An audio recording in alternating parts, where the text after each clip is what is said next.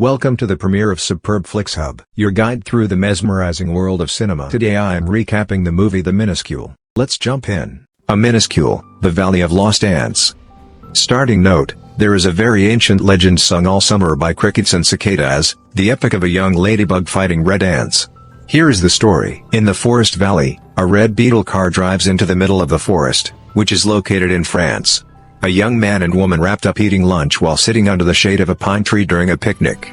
The husband was sleeping, and the wife, who was pregnant, reading a book and snacking strawberries. The wife is happy that she can feel the baby moving inside her belly. She wakes up her husband.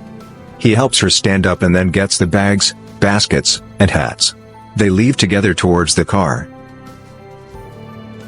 Next to the valley, a large number of scary bugs and insects usually fly around. Underneath the green leaf, there are 3 eggs that are about to hatch. The parents, who are red beetles, are watching and waiting on a different part of the leaf. When the beetles' eggs cracked, they fell to the ground on a rock. The parents then went to their young and gave them their first training in flying. 2 are flipping over and 1 is spinning. One young bug, Cox, is in the air and strikes a branch, falling upon a rock. A black fly with red eyes laughs at Cox's fall, and Cox then feels ashamed and goes to the parents. 3 baby bugs follow their parents' path, but a black fly with red eyes diverts attention by mocking Cox with his laughter. Cox then follows the bully fly as it takes off and follows it at a distance. Cox, as he sits on a tree stem, debates a bully fly. A group of 4 mature black flies encircles Cox. Cox tries to flee, but a group of bully flies catches up with him. Unable to control himself, Cox loses his flight and falls into a fissure. One of the bully flies saw Cox lose a wing as his wing parted, and they then left Cox to die. As night arrives, Cox awakens and rises to the air.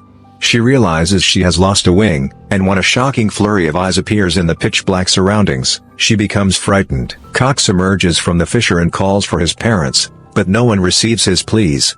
Cox keeps wandering aimlessly into the forests. As it begins to rain, Cox finds cover behind some mushrooms.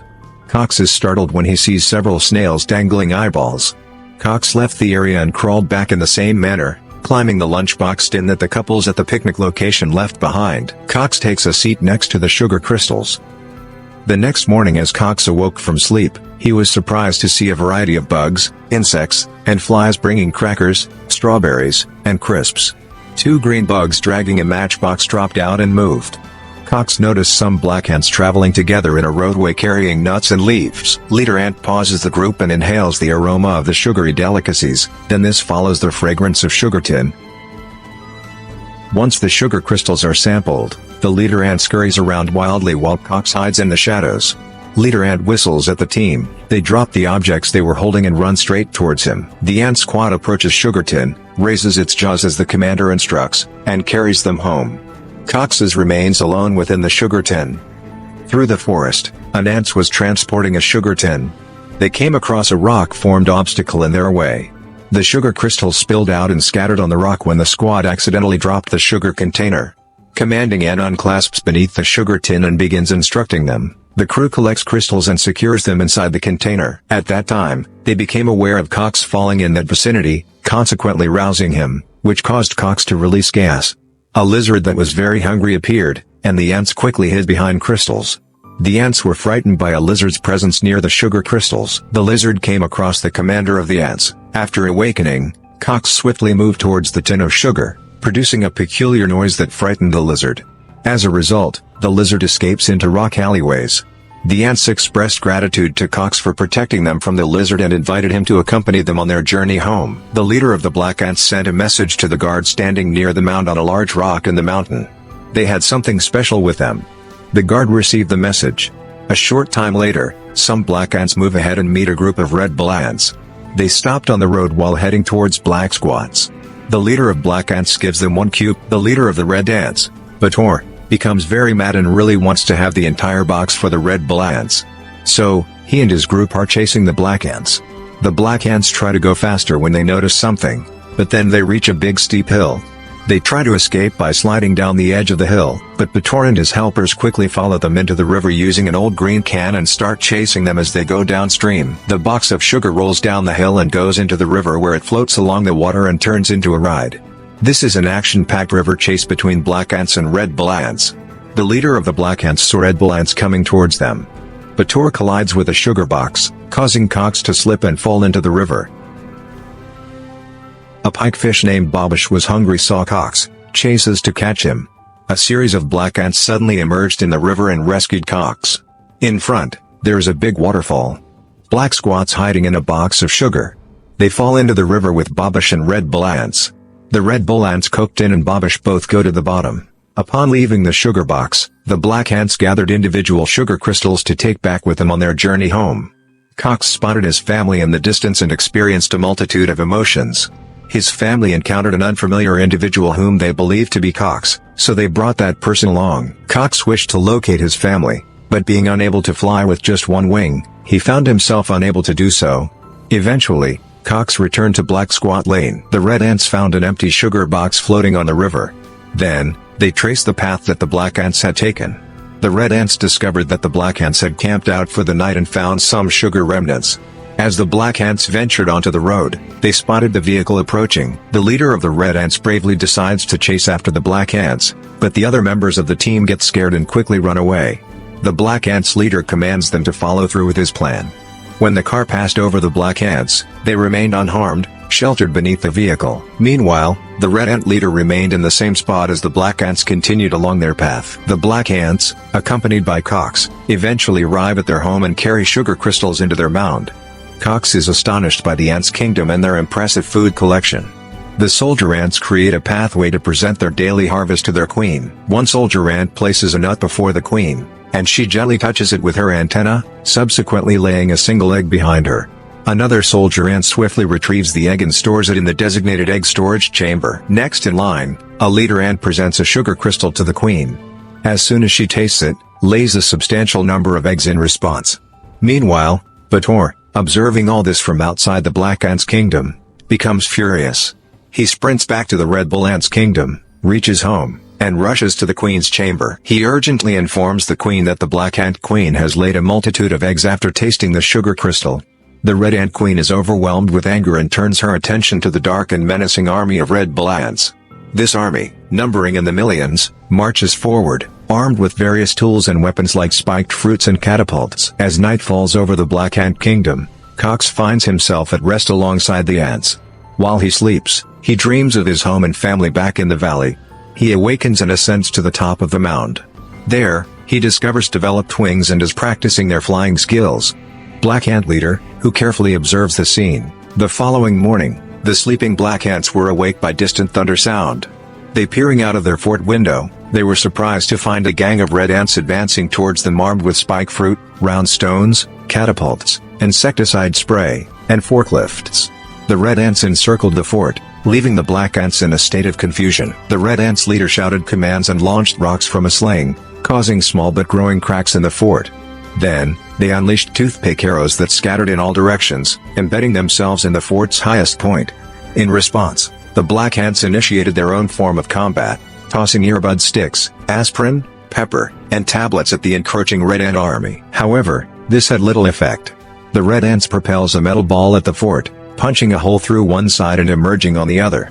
The metal ball unintentionally struck some of their own red ant soldiers, resulting in Sprinkle and Dread, that did go noticed by the black ants. The black ant leader and queen decided to counter the red bull ant army.